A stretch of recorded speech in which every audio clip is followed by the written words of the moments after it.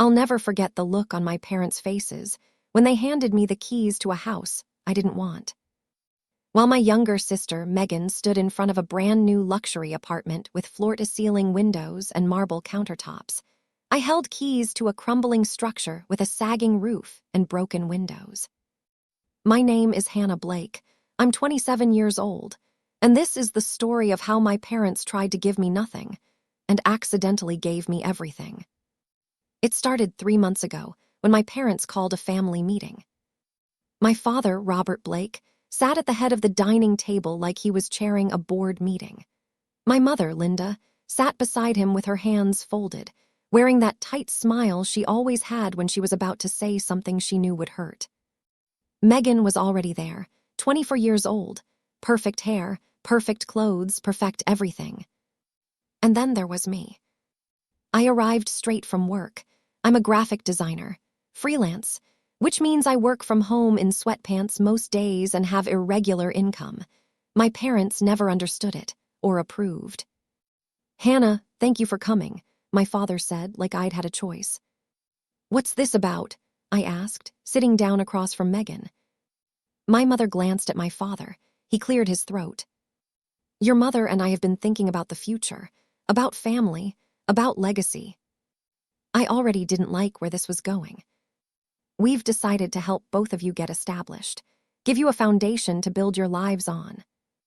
Megan was grinning. She already knew. "We've purchased 2 properties," my father continued. "One for each of you." My mother reached across the table and took Megan's hand. "Megan, we found the most beautiful apartment in the new development downtown. 2 bedrooms, 2 baths, modern kitchen, gym in the building. It's everything you deserve." Megan squealed, actually squealed. "Oh my God, thank you, this is amazing." My parents beamed. And then my father turned to me. "Hannah, we've also secured a property for you." He slid a folder across the table. I opened it. Inside were photos of a house, if you could call it that. Peeling paint, broken shutters, overgrown yard, roof that looked like it might collapse if you breathed on it wrong. "It's a fixer-upper," my mother said carefully. "On the edge of town, it needs work, but we thought, given your situation, it made sense." My situation, meaning my income, my choices, my life that didn't meet their standards. "It's in rough shape," my father added. "But it's yours, free and clear. All you have to do is fix it up." Megan was trying not to laugh. I could see it in her eyes. "Wow," I said quietly. "Thank you."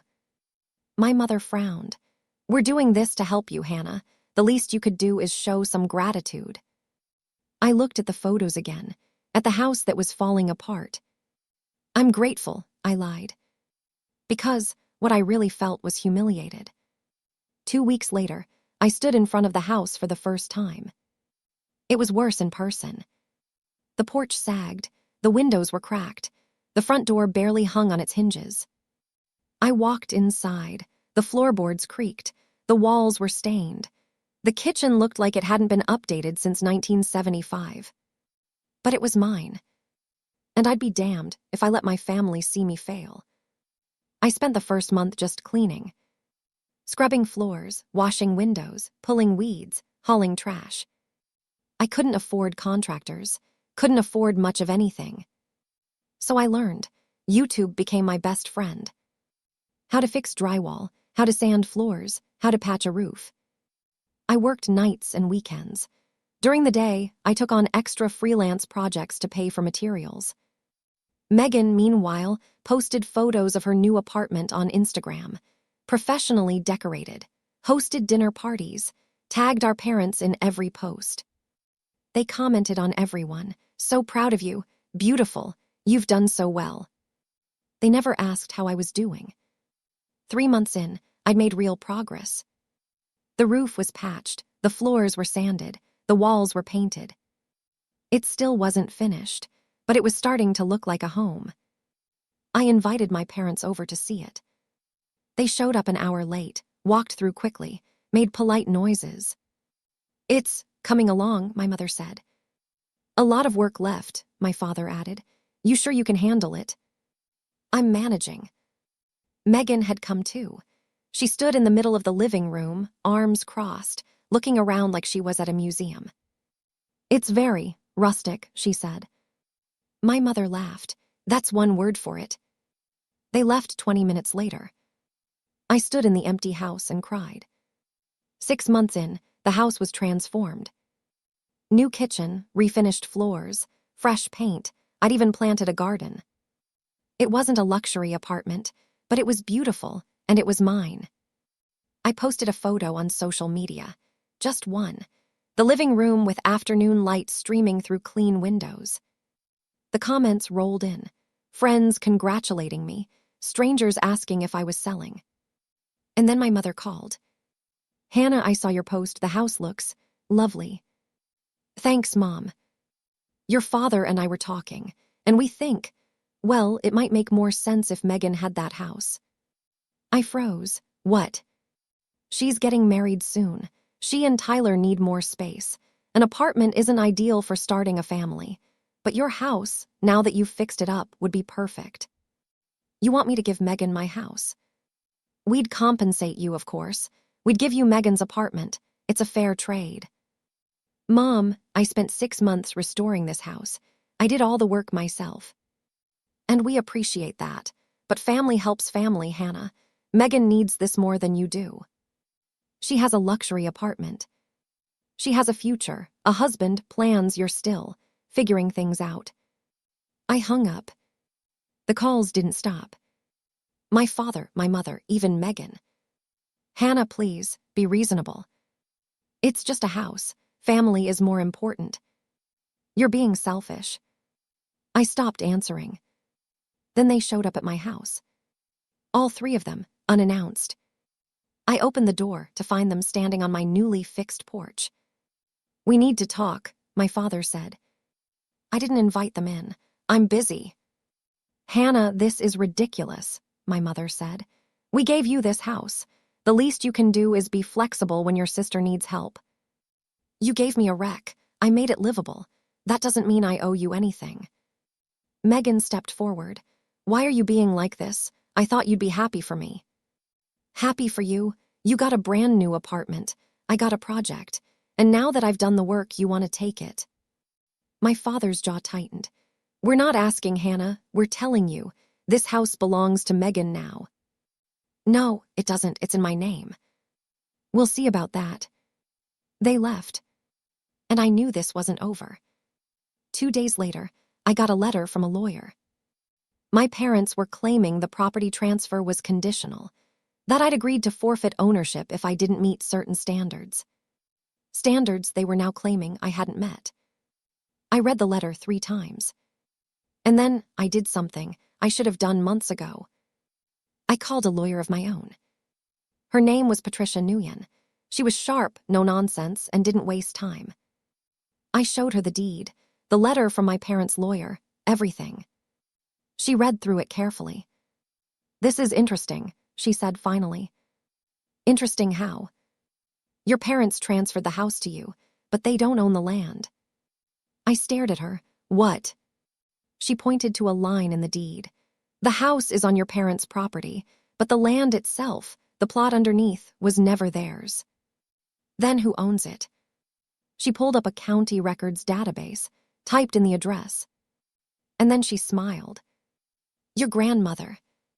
My grandmother, my father's mother, who'd passed away 5 years ago. She owned this land, put it in a trust, and according to the trust documents, it was supposed to go to her eldest grandchild when they turned 25. I'm the eldest grandchild. Exactly. I felt my heart racing. So the land is mine. Has been for 2 years. Your parents never processed the transfer. They probably didn't even know about it. What does that mean for the house? It means your parents gave you a house on land you already legally owned. They can't take it back. They can't claim it. It's yours, completely. I sat back, stunned. Your parents just accidentally gave you the one thing they can't take away. We went to court 2 weeks later. My parents' lawyer argued that the house transfer was conditional, that I'd violated terms. Patricia stood up, calm, confident. Your Honor, my client's parents transferred a house to her. But the land that house sits on was never theirs to give. It belonged to the late Margaret Blake, and according to her trust, it passed to Hannah Blake on her 25th birthday. She handed the judge a stack of documents. The trust was never dissolved. The land was never transferred to Robert and Linda Blake. Hannah Blake is the legal owner of the property, has been for 2 years. The house her parents gave her was built on land she already owned. The judge read through everything. My parents' lawyer looked panicked. My father's face went red. The judge looked up. Is this accurate? My parents' lawyer stammered. We weren't aware of the trust. That's not my client's problem, Patricia said. The land is hers, the house is hers, and there's no legal basis for claiming otherwise. The judge ruled in my favor. Case dismissed. Outside the courthouse, my parents tried to talk to me. Hannah, wait. I kept walking. We didn't know about the trust. We were just trying to help. I stopped, turned around. You gave me a broken house because you thought I deserved less than Megan. You didn't help me fix it. You didn't check on me. And the moment I made it beautiful, you tried to take it away. My mother opened her mouth, closed it. But you made a mistake. You gave me something I already owned, and now you can't take it back. I walked away. And I didn't look back. It's been 3 months since the court case. I still live in the house, my house on my land. I finished the renovations, added a deck, planted more flowers. Megan got married, moved into her apartment with her husband. My parents don't call anymore. And I'm okay with that. Because I learned something important. The people who love you don't give you scraps and expect gratitude. They don't wait for you to fail. And they definitely don't try to take back what's yours the moment it becomes valuable. My parents thought they were teaching me a lesson about hard work. But what they actually taught me was this. Sometimes the things people throw away are worth more than anything they tried to keep. My name is Hannah Blake. I'm 27 years old. And I own my home. Completely.